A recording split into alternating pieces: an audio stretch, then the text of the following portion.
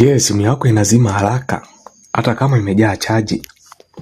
Leo nitakuonesha njia rahisi na za kweli za kufanya simu yako idumu muda mrefu na chaji. Kama unatumia simu kila siku, video hii ni muhimu sana kwako. Ndipo bila kupoteza muda, njia ya kwanza kabisa, unapaswa uzime mode au vitu usivyovitumia.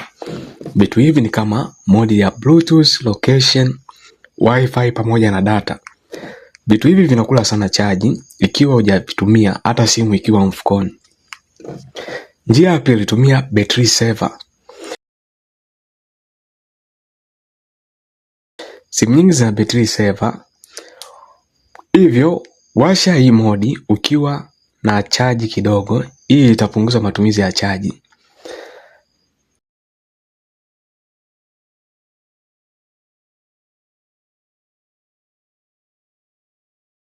Jambo la tatu, usitumie simu wakati ina chaji. Kutumia simu wakati unaichaji kunafanya betri ipate joto na kuharibika haraka. Hivyo acha ichaji kwanza kisha itumie. Jambo la nne, epuka app fake za battery booster kutoka Play Store. Usidownload app zinazoahidi kuongeza chaji. Mara nyingi ni uongo na zinakula chaji zaidi. Jambo la tano, restart simu mara kwa mara. Kurestart simu hata mara 2 kwa wiki kunasaidia kufunga app zilizokwama, na hii inafanya kuokoa chaji ya simu yako. Jambo la mwisho, la sita, kufanya settings secure za display.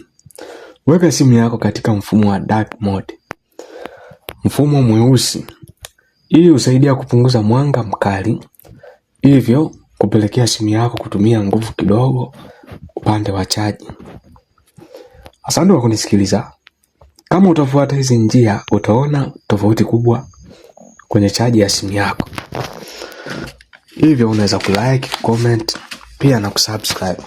Comment unatumia simu ya aina gani. Hivyo tuonane kwenye video inayofuata.